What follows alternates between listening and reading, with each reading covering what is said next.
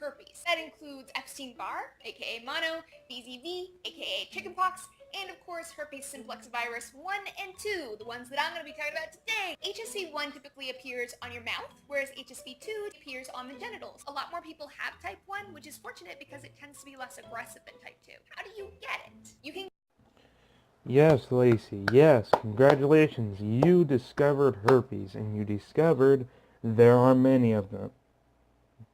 Your point? Hello, welcome to the court on Mr. Judge's show. I'm your host, Mr. Judge, and today we have to deal with a Miss Lacey Green today on trial. She's a feminist, Tumblr blogger, YouTuber, Twitter user, and most hated person on YouTube. We'll be right back.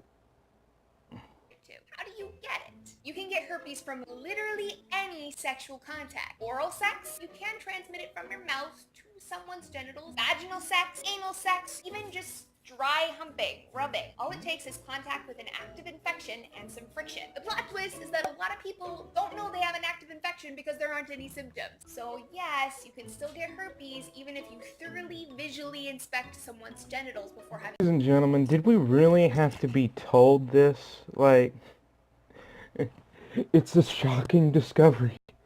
Any sexual activity can result in herpes. This is like 4th grade shit, man. We'd all know this, Lacey. We all know this. What is the point of this video when you could learn this from Wikipedia itself? You could look it up anywhere. This is not hidden logic. This is not, oh, the Illuminati is not telling us this. We have just discovered this, and you have been the one to leak the information. That ain't how this works. You, of all people, know less about anything in this world, Mrs. Trump Apocalypse.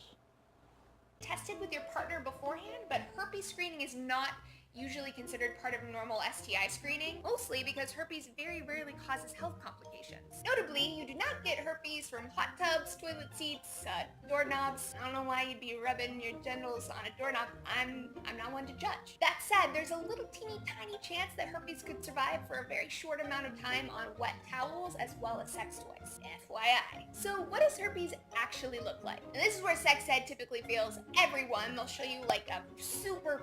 You know, Lacey, I've seen a lot of YouTubers diss you. I've seen a lot of them point out your stupid videos, but this by far is the most retarded you've ever done. And I'm saying this to the same woman who created Trump Apocalypse video, all just because a president you don't like got voted in. But now you're going off to say the obvious shit. Like, why are you even making this video? You're not a sex ed teacher, and if you were, oh my god, if you of all people became an actual licensed sex ed teacher, oh my god, that would be so horrible. The advice you give, you are making 0 sense right now. What is the point of talking about herpes when we all know what it is? We all know. So what's the point of this? Super pussy, bubbly mess. Yes, some people have bad outbreaks. Outbreaks usually include a few little blisters that pop up, eventually break, and then take a few weeks to heal. Bad outbreaks can be pretty painful, but for most people it's actually relatively mild, maybe a little redness, some bumps, it might look like an insect bite. Herpes can hang out around the anus, the labia, the penis, but also in places that you can't see, like inside your pee hole or the cervix. That's in the vagina. The first outbreak is usually the worst. Over time, outbreaks will get milder as your immune system gets accustomed to it. Herpes is a viral STI, which means that there is no cure, but there is treatment. I have a question. You say that they fail because they show the worst case of herpes at first, showing a pussy, messy, bleh.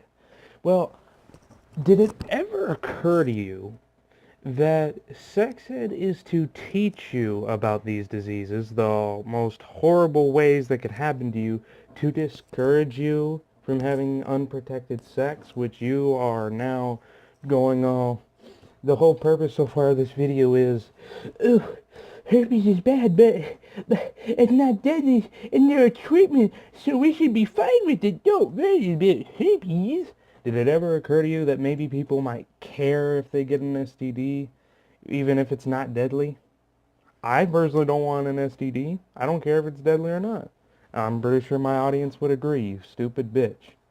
Treatment. Antiviral medications are very effective at suppressing the virus. This will help you control outbreaks and also make sure that you don't pass it on to a partner. There are also 3 vaccines that are being studied to prevent herpes in the first place. Now, if you're worried that you might have herpes, please do not self-diagnose. I freaked myself out so many times when I was younger thinking I had herpes and it was just, razor burn, stupid shit. You definitely want to go to a doctor for a diagnosis. You might do a physical test, which is actually the least accurate, or a swab test or a blood test. This will confirm that you had herpes and which strain it is. What's the worst part of having herpes? It could be painful and itchy sometimes, but there's antivirals for that. If you get pregnant, you'll have to make sure that you talk to your doctor to make sure you don't transmit it to your baby, but that can be done too. For most people, the worst part of herpes isn't any of these things. It's the social stigma of it.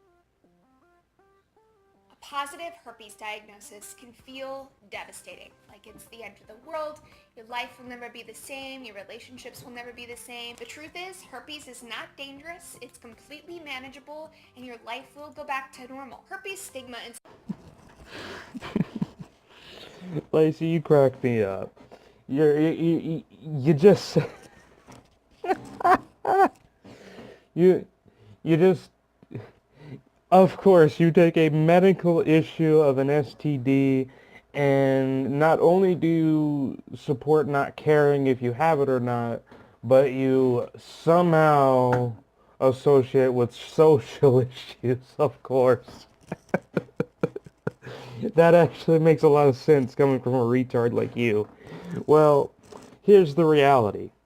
If you have herpes, having herpes will actually affect your life, because now you're, let's say you're very sexually active. Well, you've got to let people know you have herpes. And do people want herpes? No.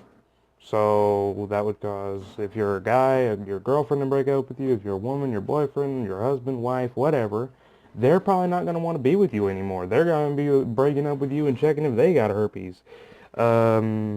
Your family's probably going to shame you because they're like, why the hell didn't you use protective sex? Blah, blah, blah, blah, blah. Or check if that person didn't have STD. Whatever.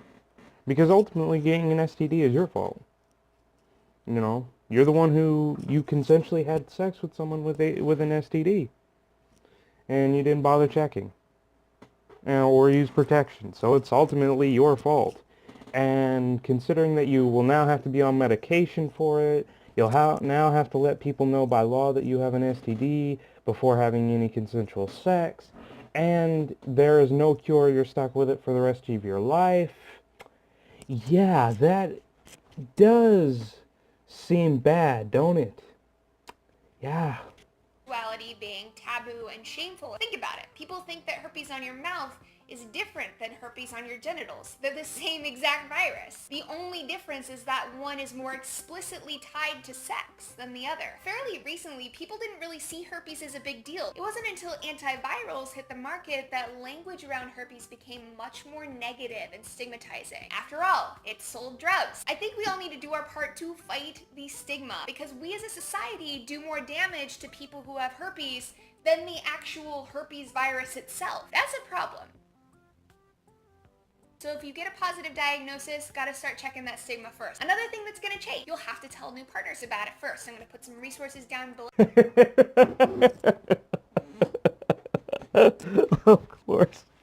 Of course you put it right there. Sorry guys, I'm sorry ladies and gentlemen of the jury, but that is just too fucking hilarious. You take a medical STD, support having it because it doesn't have any deadly consequences for you, and now you try to make it as a victimization claim. Oh, we're discriminatory against people who have herpes. It's a social problem. We need to fight the stigma of people who have herpes because there's videos against it. Herpes sell drugs. Lacey, I will admit this to you, Lacey. You are the special kind of stupidity that cannot be replaced. You know, even when you're no longer on YouTube, when we're all gone and there's new generations and all that, no one can replace the words you use. No one can replace the stupidity that you use. No one. I can't even speak right now with how stupid you're being. But I'll try. When when you when you have an STD, it's not prejudice to look down on you for having it. And secondly, people hardly look down on the fact that they have herpes. They're more looked down on how they got it. If you have herpes, they're not going to care if it's at your genitals or in your mouth. The fact remains you have herpes. They don't want it. And therefore, they're going to distance themselves from you. That's not discriminatory. That's saying, hey, I'm healthy. That person has herpes. I don't want herpes. Back up. That's what that means. Not, you're trying to take a medical issue, and bring it into a social issue, and you're acting as if people with herpes are a race. So we need to fight the stigma of herpes race. The herpes have rights too. The fuck? So if you get a positive diagnosis, gotta start checking that stigma first. Another thing that's gonna change, you'll have to tell new partners about it first. I'm gonna put some resources down below about how to have that conversation. Long story short is that yes, it might seem awkward and uncomfortable, particularly at first, but it's gonna get easier and it's gonna make you a way better communicator about sex. This is stuff people should be talking about anyway. Another part of life after herpes is management. That might mean antiviral drugs, it might mean keeping track of your outbreaks, all things to reduce your outbreaks and to reduce transmission. Lastly, it may be helpful to see a counselor to help you in processing this. Like I said, the mental health effects are often far worse for people than the physical effects. So take care of yourself. When you're going through some struggles, a counselor can be there to remind you this is a part of life. A lot of people go through this. Let's manage this in a healthy way. Okay, my dears, that's the one-on-one. If you have thoughts or stories to share, please post them down below. Love y'all. I'll see you next time. Mwah. Wait, so you first told everyone that their lives would not change. It's not the end of the world. And yet you mentioned how they'll have to be on drugs now. They'll have to tell anyone they're going to have sex with or in a relationship with they have herpes, including family members, which you straight up downsized by saying, oh, it's going to be awkward, it's going to be bad, but not too bad. You're going to want them to be on suicide watch having counselors just to affirm them that this is normal. People are going through this. And you're giving resources on how to tell people you have herpes. And now you're claiming there's a stigma against them. It's a problem, Mrs. Everything is problematic. Oh my God, Lacey, you are so fucking stupid. You know, that's why you keep getting trolled. And, you know, I bet half the people who sub to you only sub to you just to see the stupid shit that you fucking say. You know, because I've argued with a lot of feminists. I've argued with a lot of SJWs, BLM, black supremacists, KKK. I've argued with all of you. And yet, the type of people that Lacey affiliates with fits her completely because she has the mental capacity of a child, thinks everything is problematic, and she is the one Messiah who will lead us to the golden age of enlightenment. Lacey, I find you guilty of stupidity, hypocrisy, lies, and above all, get an education. That's my ruling on your video.